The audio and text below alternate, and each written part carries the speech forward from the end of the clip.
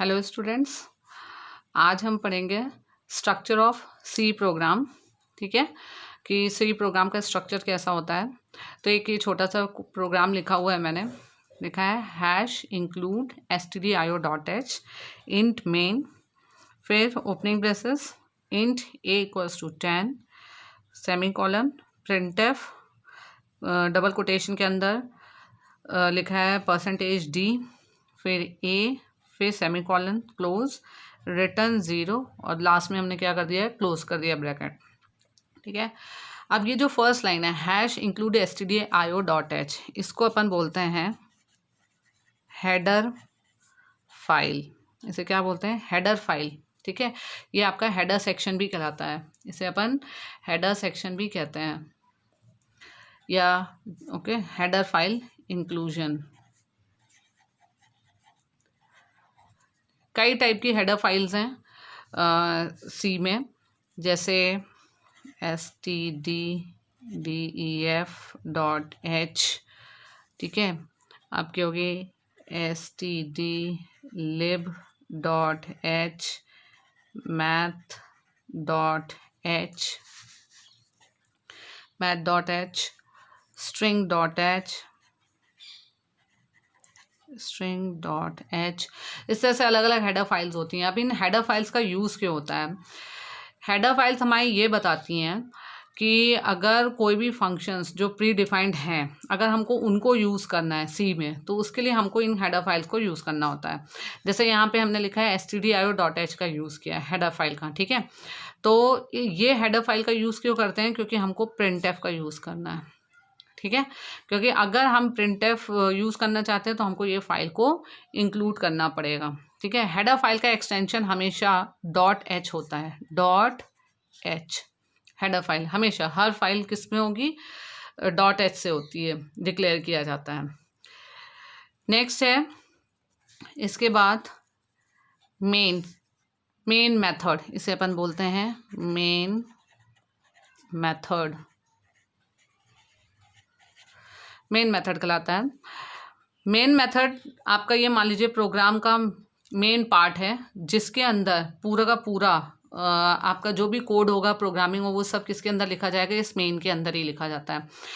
आप ये समझ सकते हैं कि अगर हम प्रोग्राम लिख रहे हैं तो प्रोग्राम का जो एंट्री पॉइंट है वो कहाँ से होती है, मेन से होती है। मतलब जो कंपाइलर है वो कंपाइलेशन स्टार्ट करेगा तो कहाँ से स्टार्ट करता है, मेन से स्टार्ट करता है। सबसे पहले उसको कंपाइलेशन किसका करना पड़ता है, मेन से करना होता है। ये होता है आपका मेन। तो मेन को हम मेथड भी बोलते हैं और फंक्शन भी कहते हैं। मेन मेथड भी है और फंक्शन भी है। इसके बाद नेक्स्ट आता है वेरिएबल डिक्लेरेशन, जो थर्ड लाइन है हमारी। मेन मेथड का क्योंकि ये फंक्शन है तो इसका सिंटैक्स कुछ इस तरीके से होगा, इंट मेन, ये पैरेंथेसिस और ओपनिंग एंड क्लोजिंग ब्रेसेस। ठीक है, कर्ली ब्रेसेस, कुछ भी जो भी हमको लिखना होगा, कोई भी बॉडी होगी, वो इस ओपनिंग और क्लोजिंग ब्रेसेस के अंदर होगी मेन मेथड में। नेक्स्ट इसके बाद आता है वेरिएबल डिक्लेरेशन। ये वाली जो लाइन है इसे बोलते हैं वेरिएबल डिक्लेरेशन।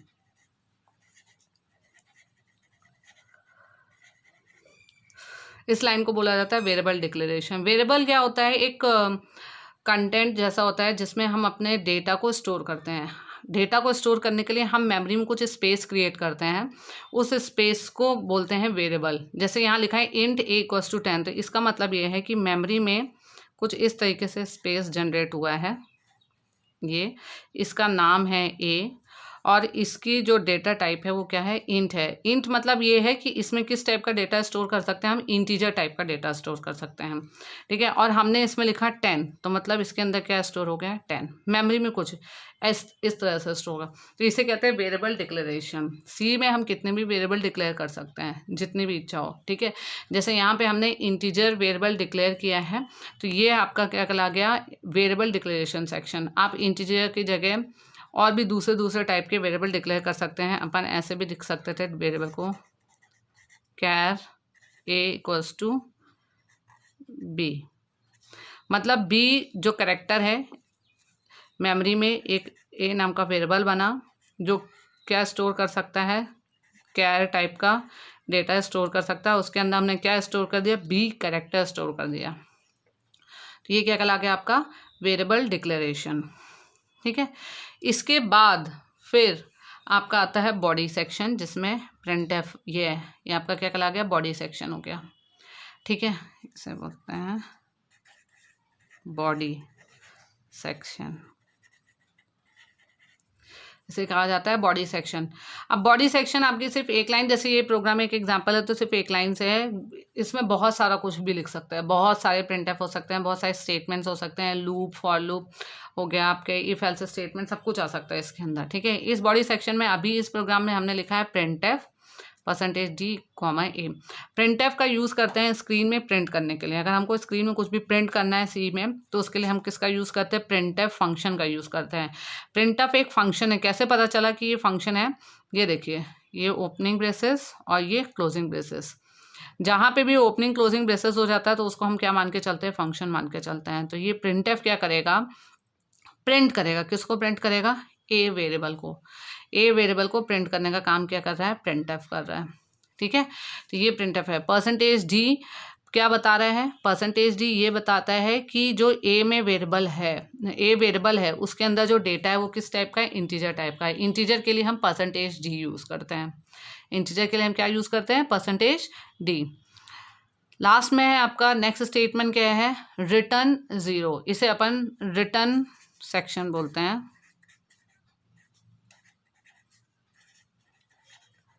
इसे क्या कहलाता है, रिटर्न सेक्शन कहलाता है। रिटर्न सेक्शन, यहाँ पे जो हमने मेन वेरिएबल के साथ इंटीजर लिखा है, ये हमारा मेन फंक्शन है। ठीक है, मेन फंक्शन क्या बता रहा है, इंट लिखा है, मतलब ये इसका रिटर्न टाइप बता रहा है। तो यहाँ हमने इसको रिटर्न किया है, रिटर्न 0। तो ये वैल्यू रिटर्न होके किसके पास जाएगी, यहाँ मेन के पास, सॉरी मेन के पास जाएगी, यहाँ से उठ के किसके पास जाएगी, मेन के पास जाएगी। तो इस तरह से ये क्या हो गया आपका रिटर्न सेक्शन। तो ये स्ट्रक्चर ऑफ सी प्रोग्राम है, जिसमें सबसे पहले हम क्या यूज़ करते हैं, हेडर फाइल का यूज़ करते हैं। ठीक है, हेडर फाइल आपकी कितनी भी इंक्लूड कर सकते हैं अपन, 1 2 3 जितनी भी ज़रूरत हो हम उतनी हेडर फाइल इंक्लूड कर सकते हैं। इसके बाद आता है आपका मेन सेक्शन। मेन सेक्शन आपका मेन पार्ट होता है, ये कह सकते हैं कि प्रोग्राम जब कंपाइलेशन होता है तो कंपाइलेशन स्टार्ट कहाँ से होता है, आपका मेन सेक्शन से कंपाइलेशन स्टार्ट होता है। और ये इंटीजर इसका क्या बता रहा है, रिटर्न टाइप। ठीक है, तो जो रिटर्न यहाँ लिखा है, तो यहाँ पे क्या है, रिटर्न 0, 0 क्या है, इंटीजर है, तो ये इसलिए यहाँ पे हमने इंटीजर लिखा है।